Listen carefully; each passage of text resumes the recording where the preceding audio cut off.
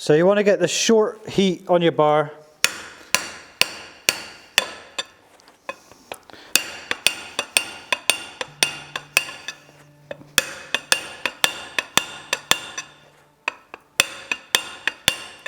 And you want to get it as hot as you possibly can without burning it.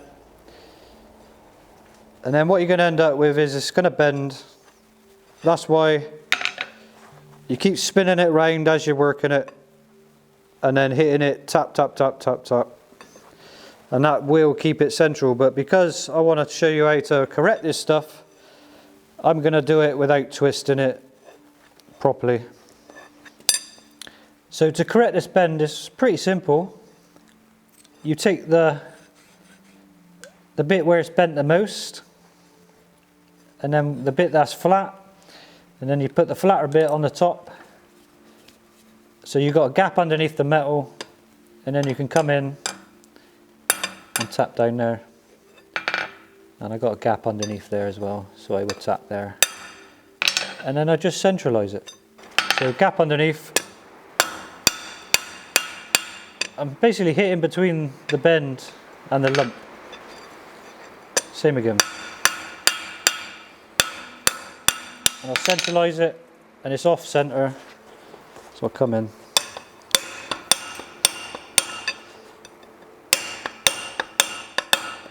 And see it go in, there's a curve this way and it's flatter that way. What you can do is tilt it towards the flat part.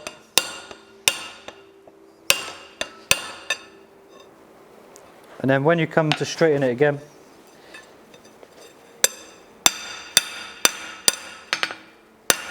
you'll have a nice lump to hit. So now when I hit this high point, this is vertical. This bit's going to be working the most, and then this is going to pull this corner out here. See, it kicks out.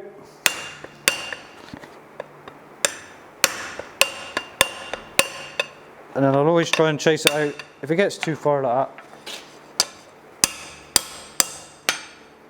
that, bend it back, get your high spot again. And take your time with this if you want. There's absolutely no rush if you're just doing this for the first time.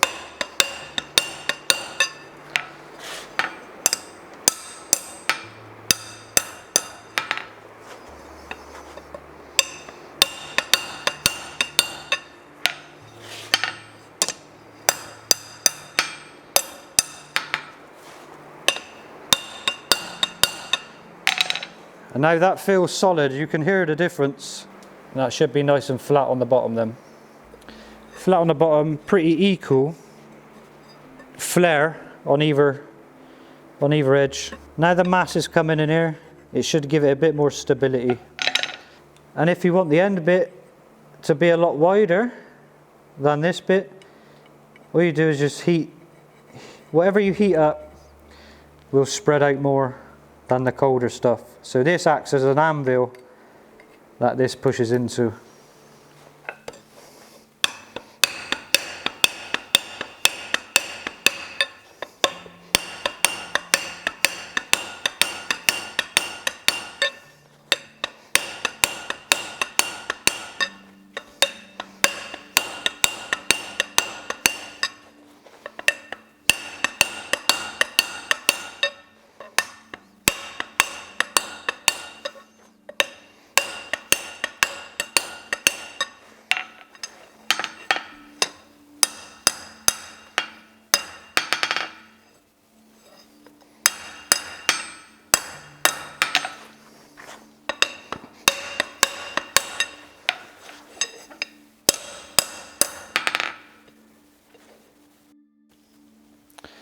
So if you're new to upsetting, what you'll get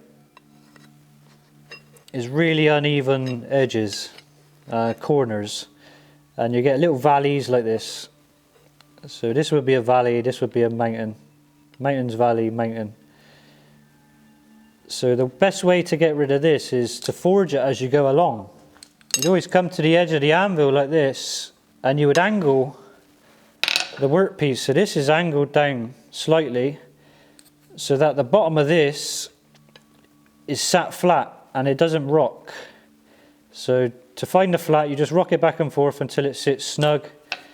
You come in with the angle of the hammer the same, so you can put it on when it's hot, let it rest the same as you just did to the bar, and then come in and tidy it up, turn it round, it'll be the same, so you can keep your left hand the same and your hammer hand the same, and just work the edges. Don't worry about the corners, just work the flats, and then you can, when that's all tidied up, you can then go and upset it slightly again, bring it back, upset it, bring it back, and just keep going like that, and you'll end up with a really nice upset.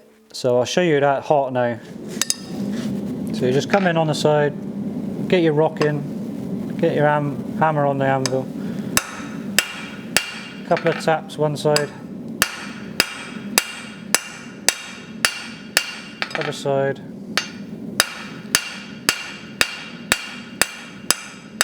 and kind of work back to your transition as well. You don't want to flatten it, you really don't want to flatten it. And then you can stop the bending as well, you can come in and do your thing that you did at the beginning.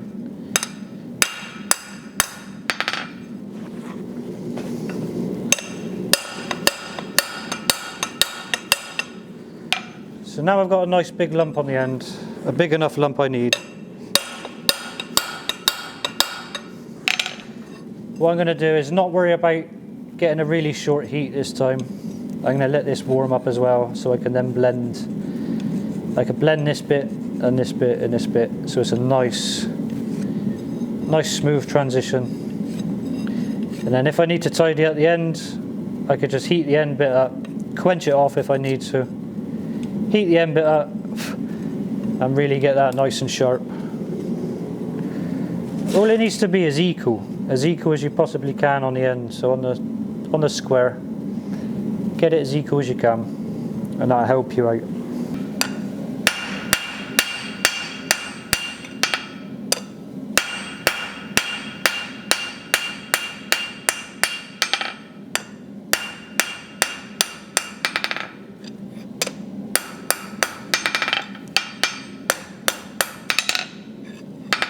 So I'm just using a round bit of my hammer just to push that transition over. I'm not forging it, I'm literally just, I'm pushing it into the gap that's underneath. So I'd rather, instead of using the flat hammer where I could hit that edge or this edge, I'll use the round part because it's a smaller section.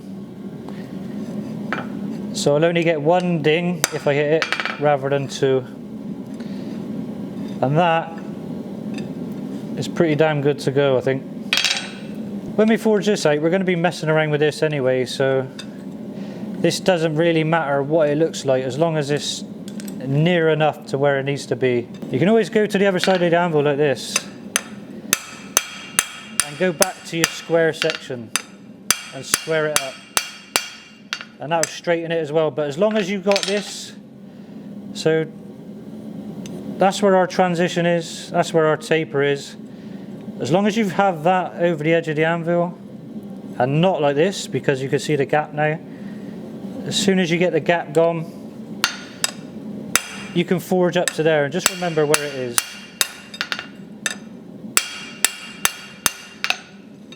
And that's pretty much it, simple. So we've got an upset end. The next stage is to make sure you're square on the end. Make sure you're equal, which I'm not, so I'm going to tidy that up off camera. Just literally just going to take one heat, put it on the highest corner. I could probably do it cold, to be fair. Yeah, there you go, it's even now. That corner's not. So I'll just give that one tap. Straighten her up again. Well, put her central, not straighten her up, put her central. And yeah, that's ready to go now for the diamond. put it on the flat, and then bring it up to the diamond. So your diamond is at the top. You want a steep angle, and you want to come in at that sort of angle. And you want to get this as hot as you possibly can, so I'm going to take another heat because I'm explaining this. So you want to come in, and you want to hit it back into itself. And then as you turn it, you want to go to the opposite corner. So this corner has now got a little dink on it, same as the opposite corner. And you want to come in, and you want to do exactly the same to that one. And if it's not hot enough, the opposite edge that you're folding, that you're hitting, will want to fish lip. It will want to raise up, and basically these two ends will want to fold over each other. So that's why you work it hot and the opposite side, because the sliding of this and the crushing effect and the squeezing between the hammer and anvil will want to pull it out. And then you go to the other corner, hit that one in, and hit that one in. And this is a very, very difficult taper to do, but once you get it, it's lovely. So get it hot.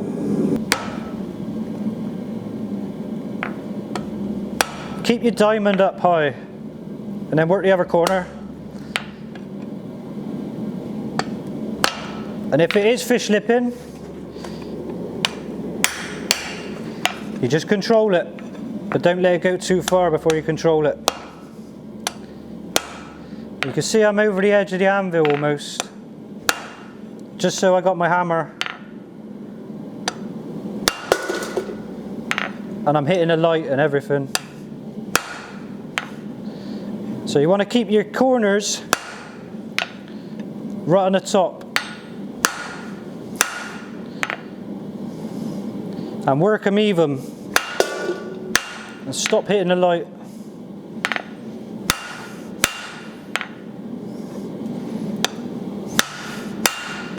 So it is fish lipping, but I'm going to show you how to get rid of that.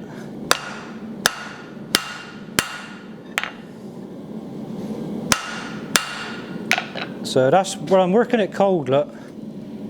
It will want to come into itself like that. But I'll show you how to get rid of it. This is why coal forges are way better than gas forges. I'm using a gas forge at the minute, but coal forge is way better because you can get such a short heat on it, and you can get it hotter, you can let it soak, and you won't get this problem with fish lipping. But I'm going to show you how to get rid of that. So, and this is what you'll get this most of the time. So you want to get it as hot as you possibly can, short heat as well, and then upset it into itself.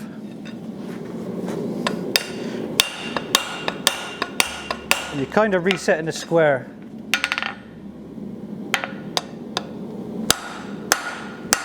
And just come back in again. If it starts going wobbly, straighten it.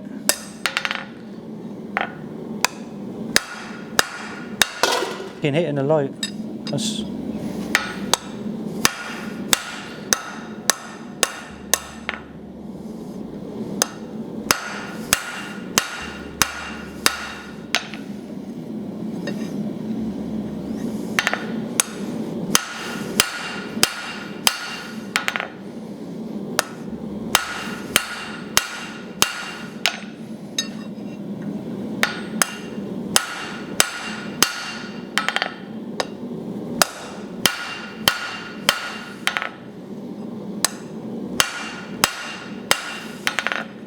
So I shouldn't be working it that cold,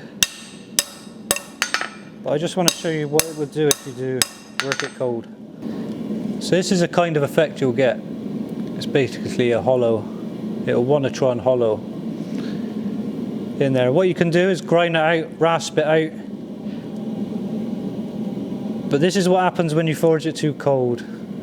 And I really wish I had the coal forge going for this. That's one problem you'll get with doing diamond points, or any tapers really, if you're working them too cold. So the perfect heat for this would be a yellow or a fire welding temperature. and this will literally just squeeze out. It won't do any of this. It literally leave it to soak at like a fire welding heat for 10 seconds, 15 seconds, and it would just squeeze out like a tube of toothpaste, and it'd be lovely. So I just grind it down. You can see I didn't lose much of it. What I'll now do is I'll do this without talking, and I'll get it as hot as I possibly can in the forge and just make a taper on it. Your corner of your bar always needs to be central. Don't worry about what this is doing. As long as this is central and vertical, these we can tidy up later. We can chase them round all day long. That's the main thing, is keep that diamond. And if it starts going flat and twisting out, just hold it and just work it hotter, and it will stay central. You want this to be central, and this to be central, and so on and so on and so on. But we can tidy that up later, and I'll show you this.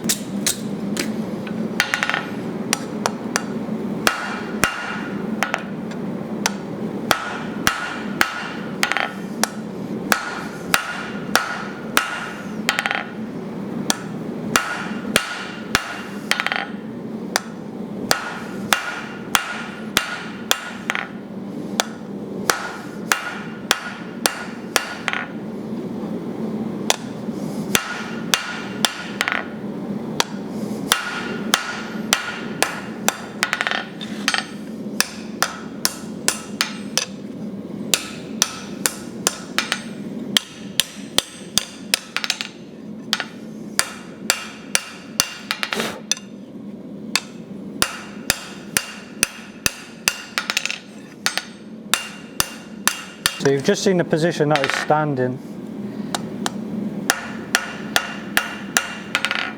And now I'm just refining the shape. So I'm working the end. I'm going to work the end, but I'm not going to take it too thin, because you need that little bit of thickness for the last part of this job, or for the last part of this poker. And keep it clean, keep the scale off it so you can see what's going on a lot easier. So if one of these diamonds is further back or further forward than the other ones, I'll show you how to manipulate it. So yeah, let me just make one. So say this diamond here is further back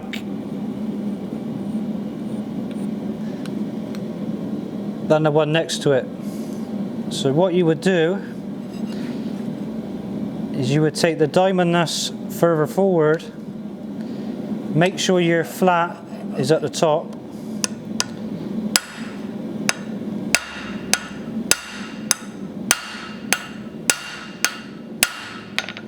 and gradually work it back. And you might be chasing them, and that's what happens on this, you chase a lot. So then, now they look equal, but because of my angle was too low, this one here is now further back than the original one. So now you can find your flat again, you can find where it rocks, and then all you have to do is just lift it up slightly so it's not rocking anymore, or it's not flat anymore, and tap it. And the same on the so that was the long one, so now the same on the short one. You find where it rocks, lift it up slightly, so you're basically hitting this spot here. You're not really messing around with the end, you're literally just hitting this back bit. So I'll find the flat, lift it up slightly, and now it's equaled, but it's all over the place. So I'm going to show you now how to correct that.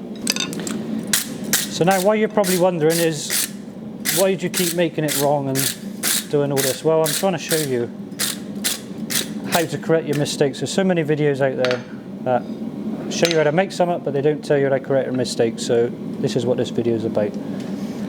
So now you can see it bent. It's bent that way, this bit's flat. That way's not too bad. So what I'm going to do is I'm going to come in here. I'm just going to push it down with the hammer. And then what this is going to do is now you're working this corner. Before we were working this bit, now we're working this bit. So separate the two. So we want to get it basically in the middle, centralized. And then we can tidy it up. So what I mean by centralized is this line here needs to run down the flat, the center of the flat. I drew that better, but it's bloody hot. That's pretty central. So what you would then do in the next heat is come to the front, to the near side of the anvil, and do exactly the same as what we did to tidy up the upset taper. And that's pretty much it. I'll show you with a bit of warmth. You don't need it really hot. If you get it really hot, then you've got a chance of really messing this part up, and also just chasing this and chasing back and forth, back and forth. So you want to come in, get your angle, give it a few taps, work the opposite, and then do the other diamond. And don't play around with that too much. And keep it straight. The straighter the better, the easier it is. And then what you can do is go to the other side of the anvil. Remember, keeping the diamond off of the anvil. And then just straighten it up. I'm pretty happy with that, so I'm going to just, at a really low temperature, I'm just going to go in and planish my diamond. But like I said, don't work on the diamond point, don't work right on the end, don't make that too much of a sharp point. And you'll see that at the end, you'll see why.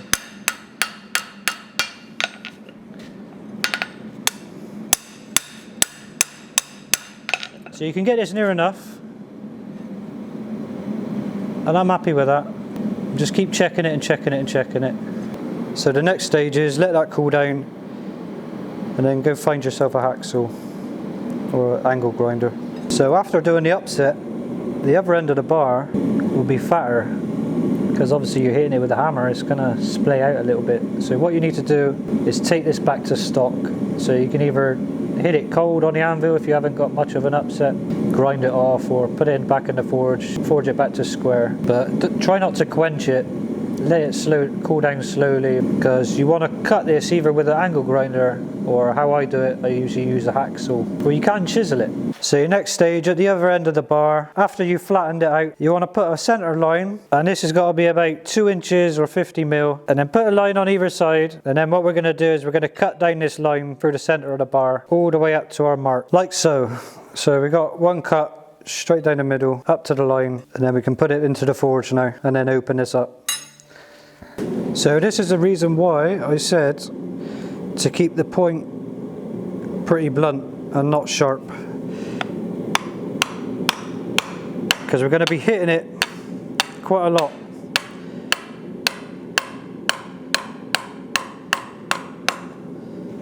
So find yourself a hardy cut off, or a chisel in a vise or something like that. And just open this up slightly. You don't want to go 90 degrees. You really don't want to go 90 degrees.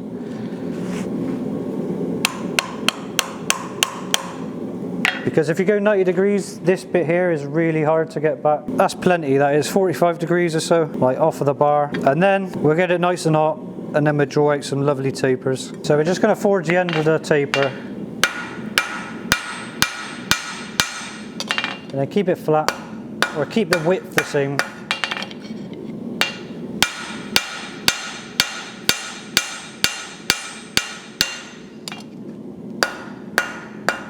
see how badly dressed my hammer is.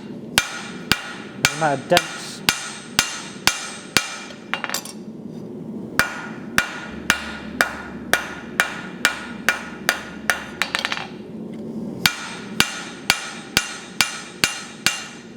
So don't worry about working both at the same time, because we're going to put a mark on the anvil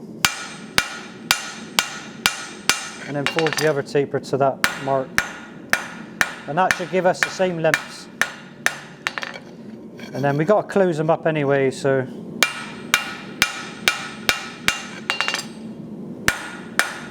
that'll determine the length of them and if we got them equal or not. So a great tip for tapers is get the end done first,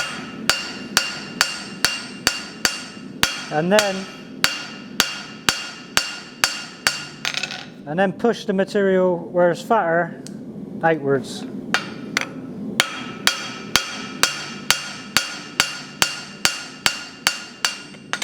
Planish it up when it's colder.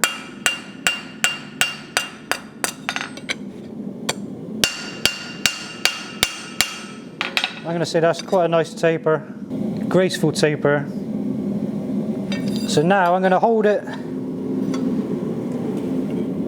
at 45 degrees to the anvil, and I'm going to hold it into myself, into my body, and then mark the end of the bar where the taper is. And I'm going to remember where I put it on my body, so it's basically at my lower rib at the minute. So when I go to measure the other one, and I put it on here, I put it on my lower rib on the point, and then when it hits this point, I can then tidy it up slightly, and we should be the same length. So now they're both the same length. What I'm going to do is I'm going to bring it into the anvil. I'm going to place the bottom one down, flat on the anvil. Look at that lovely shape. I could use that for loads of things.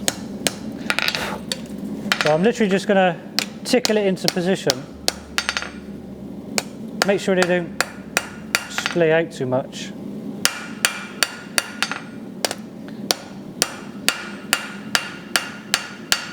And then I'm going to see the length, because the length of them really need to be the same. Don't forge them too much.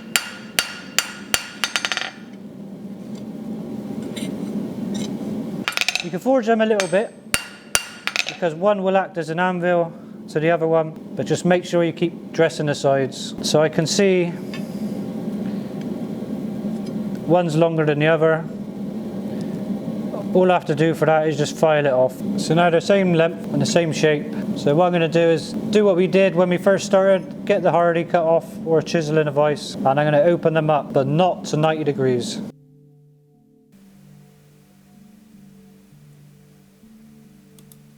So you want to open up the tapers on the hardy cut off or the chisel in the vise again, but do not take them to 90 degrees, because like I said, it's difficult to get them back, and it's not a true 90 degrees on the heart, so it makes it easier to not go to 90 degrees. If you want to go all the way, you can, and just secure that shape at the end. So I put two lines which I put my taper between on the horn of the anvil, and then I bring the tip of the taper in line with the edge of the horn when I'm looking down it from a bird's eye view from above. And as I rotate each piece, if I put the piece in the same place each time, then I should get the same curvature on each one, and it should keep it equal. And I'll do this all the way through.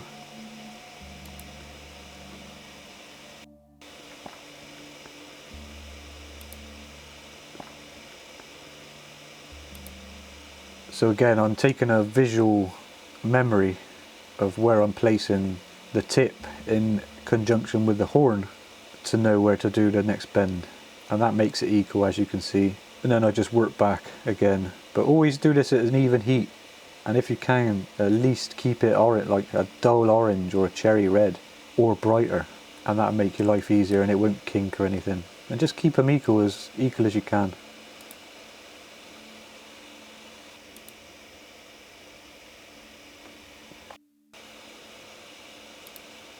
And again, I'll put it on there so I've got the curve. So I've locked the curve in, and then I push it forward a little bit more, and then I memorize where I did that curve and do it for the other one, for the other taper.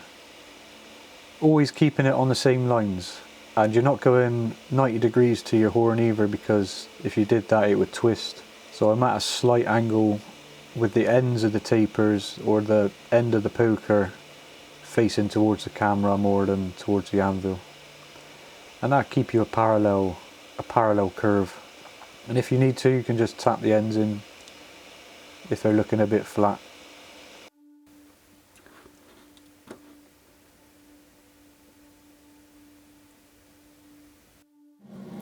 So now this would be the last one on the horn.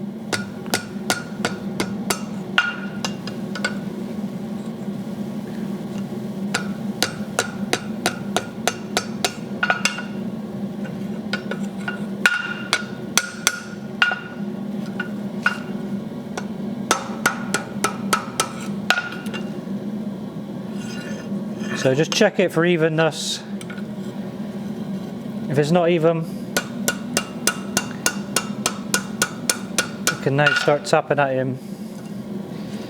It doesn't hurt to give it a little flatten if it's going way out of line, but don't go whacking it.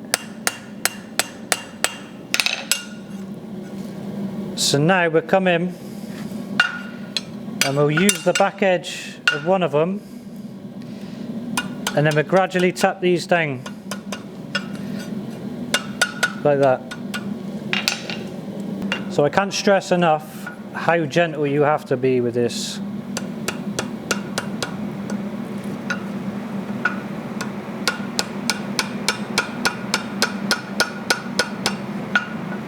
Like extremely, extremely gentle.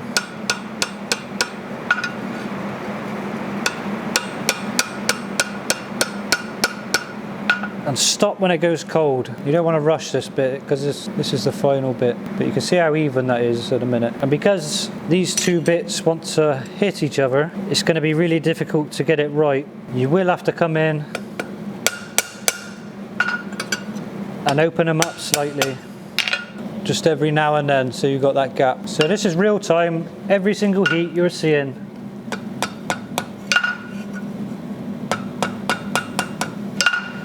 Because I need to show you that this is not all about rushing.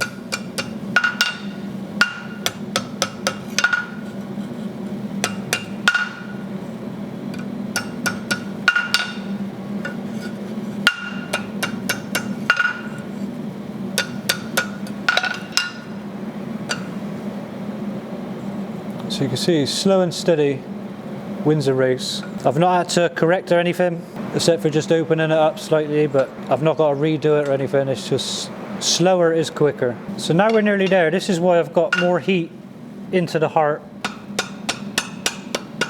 And rotate your hammer. See what I did? Bam, bam, bam, bam, bam, bam, bam, bam, bam. So you're chasing it round.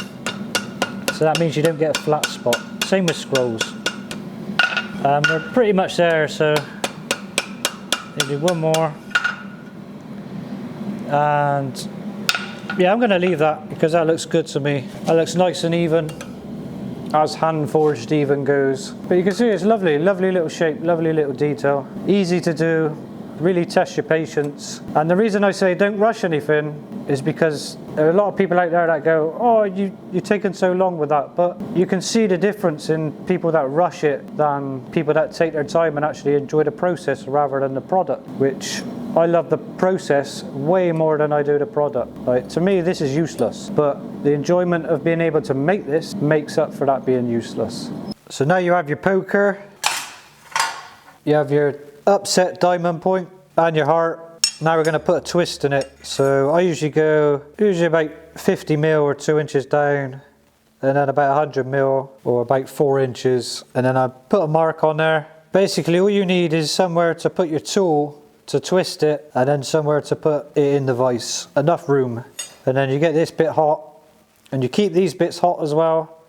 It's a good idea to preheat your vise so that it doesn't suck the heat out, so you get more of an even twist. And the most even heat you can possibly have is cold. but because this is 1/2 inch or 12 mil, I'm not gonna struggle and try and do it cold. If I had a machine that twisted it, I would do it that way. But cold is your best even heat for twisting and stuff, because then you'll get it completely uniform. So we're just gonna put it in the fire. I'm going to heat up this area and probably a couple of inches either side, or whatever fits in my fire. Because I'm on a gas forge, it's probably going to heat this much. If I was in a coal forge or a coke forge, I'd probably just heat that and I'd leave that there, otherwise it's just going to scale up and go crappy. So you want to do this as quick as you possibly can. So set your vise up to the right size, so you're losing as less heat as you possibly can. So that's 1 1/4. That's all I'm going to do. I'm going to brush it straight away because this is really hard to clean up, this bit.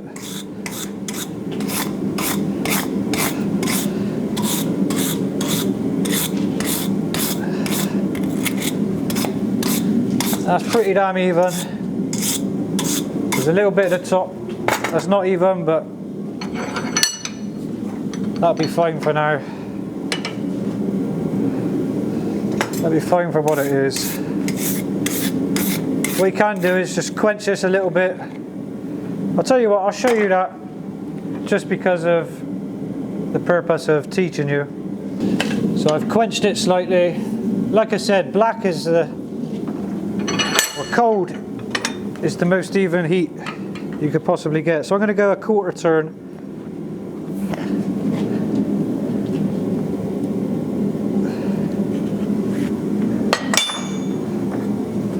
This is where you can really mess up. So now the bit that I've just done is even tighter than the bottom bit.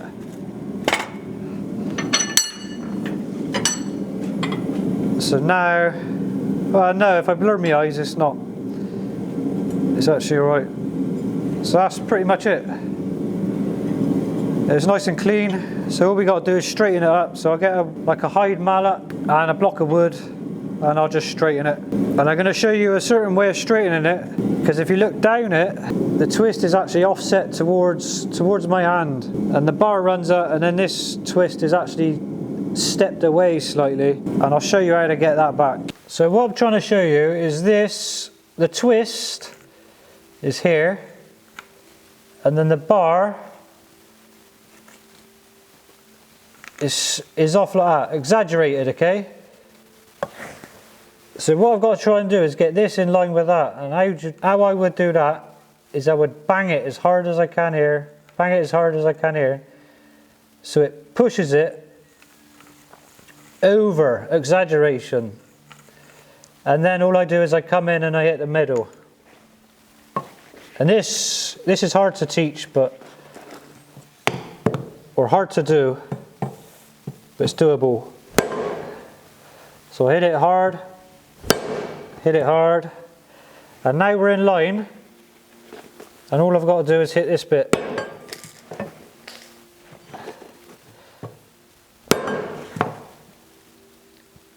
And I'm using a wooden stump and a hide mallet so that I don't mark this, because if I hit it with a metal hammer, obviously it would flatten the twist. So now I go the other side,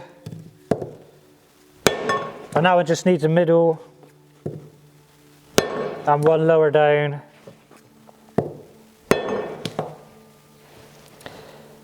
And this takes years and years and years of practice.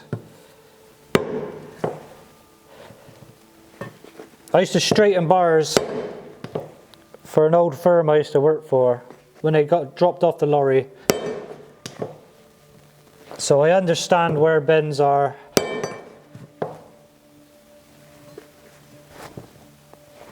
And how to get them out. And you can see I'm keeping the heart off the wood,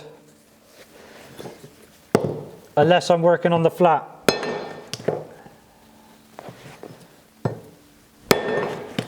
So I'm just checking it, I'm eyeing it through every time. You should be able to see, if I can focus you.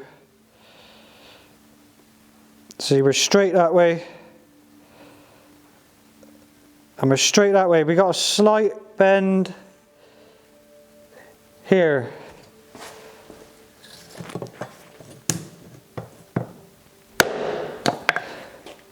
So hit it there, check it.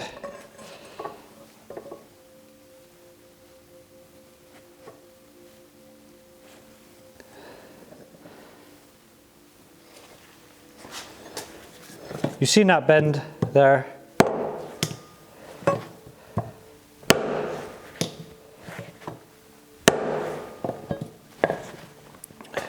And that should be it.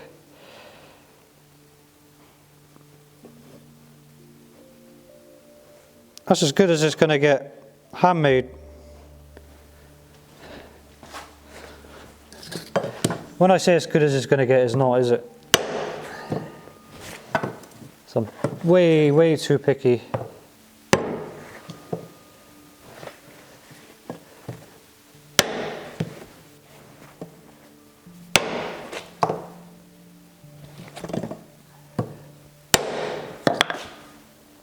That's better.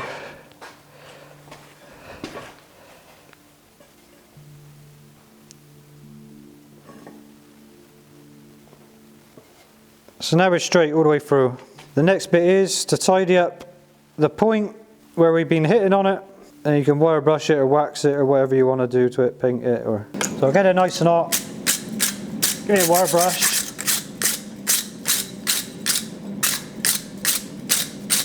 So I'm not whacking any of this scale back into the work.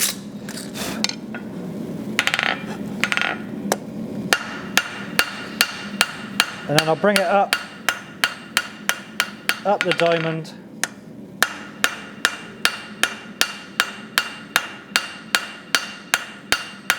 I really need to clean my hammer face. That is terrible.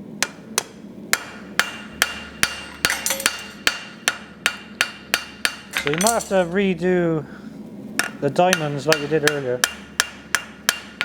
Or this is where you could do it and really tidy them up, get them all crispy lines and really show your skills off. And it's great practice, really is great practice. So that's it. Now for a final straighten, I'm going to hit it slightly. It's a nice cherry red heat. It will move. So I'm going to use the rounding side of my hammer.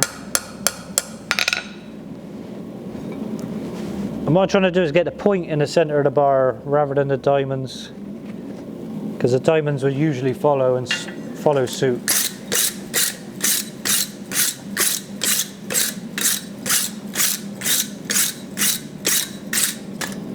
I quite like that.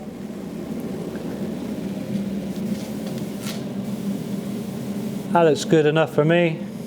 Good enough for sticking in a fire. Now there you go. That's how to do an upset diamond twisted heart fire poker.